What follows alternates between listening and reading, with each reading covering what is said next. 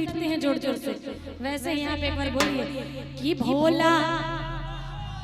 कैसे लड़ने लगे चिल्लाते हैं, जैसे पापा से जिद करते हैं ना कोई सामान चाहिए, तो वैसे ही पापा को बोलना है कि गेट खोलिए बाबा हम लोग आ चुके हैं। तो बोलिए कि भोला।